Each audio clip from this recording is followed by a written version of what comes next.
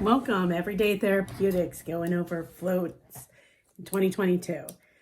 A lot of the things that I've been hearing over the last couple years about people intrigued with floating and all the major questions would be, why would I get into a float tank and what is it going to do? And it's like a novelty, like you check it off your bucket list type thing.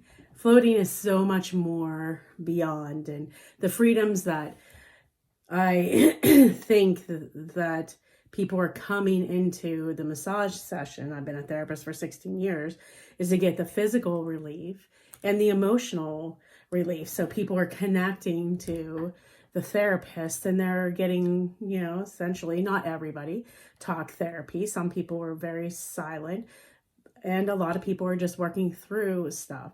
So the body and mind are connected. So pain in our body is connected to our mind. And a floating can be considered like a drug. It releases those things in our brain. And if you're coming and you're exploring floating, I just want a little takeaway that you're going to say, okay, I'm going to keep checking. Go on YouTube, go explore, go look around. I have prided myself in the last year since we've come back from COVID, that I give people their best first float, even if they floated somewhere else. There's a lot of little tips and tricks. I have a separate video that explains all that, so when you book your float. But for today, the things that I hear, like, oh, I float in my bathtub, or I like to float, or I can't float, or I've been to the Dead Sea. What's the difference if I'm in a dark room floating? The thing is, what the float tank will offer you that you can't even get in the alchemy room is the no gravity, zero gravity to the body. And when you take away the light and the sound and you have a neutral skin temperature experience, and then you don't experience gravity, your brain has nothing to do but to work out of the other stuff. Once you become an experienced floater, you can go really deep into hypnotizing yourself, correcting things, visualizing. Visualization becomes like a huge thing. And in the sports arena, that has been really successful on football teams. It was like their kryptonite, I believe, in the 70s. I think most of us are on a journey to get some type of relief, whether it's emotional or physical pain. I have had first-time floaters come up. They don't have any pain. I'm going to be real honest with you. I have no pain in my body. I have had little aches and pains, so nothing super serious, but I do not use massage for pain. So everybody goes to a therapist and they're like, fix me. And, or I have this pain here, or my shoulders hurt, and things like that. I am encouraging people to take a different step in a different direction in 2022 and to consider that you could be more in control of your pain, your talents, your personal successes. If you're in a corporate arena, you can use this to get the edge and let your mind expand and start to let go and let it go places. And not depend on a massage therapist, because I've been a therapist for 16 years. To fix that pain, the float tank will unwind that brain, connect your body, and get to the pain center of your brain and make corrections. Now, does this happen in the first float session? Absolutely could, but maybe it happens in the third one. It's about continuing and not making it like a novelty. Like, I floated, I did that, yay. And I say the same thing with massage, and I've said it for years. Massage is like working out. You just don't go and get one and you're like, oh, I'm done, I should be fixed forever. You just don't work out one time and get, that's good, I tried that. Some people do, and that's on them. But for the majority, this becomes part of your wellness plan. So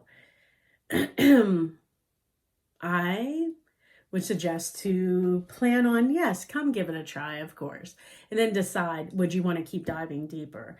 My goal is to get you your best first float. It is different than the bathtub. You are touching, you're dealing with temperature. You can hear things. It's if you enjoy that, you're going to love floating. If you've been to the Dead Sea, it's no comparison. The Dead Sea is something totally different. You're outside, there's light, there's people, there's waves, there's distractions. That doesn't happen in the float tank. The only distraction is you. It's your brain, your mind, your thoughts, your wheels that keep turning. You know you're going to battle time. There are things that keep coming up, and if you want to get to the better version of yourself, which is such a cliche thing to say, but if you want to get to a better version or get to your real self, and all these things in life keep happening and we keep getting sidetracked, or we can't focus, or we have anxiety, or if you're that person that's like, I'm claustrophobic, I can't be in a place. And this is a huge topic, being claustrophobic. 1% of people are diagnosed claustrophobic. It's like saying, PTSD, or some people say, I experience anxiety. It's undiagnosed. They are real symptoms. We're not downplaying feeling claustrophobic. There's layers. You don't want to be stuck in an elevator with somebody and it gets, and then they're breathing on you. That's a claustrophobic situation.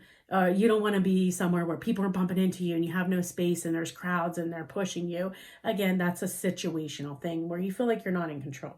When you're in the float tank, it's just you with yourself in the water, and you are in control. The door does not lock.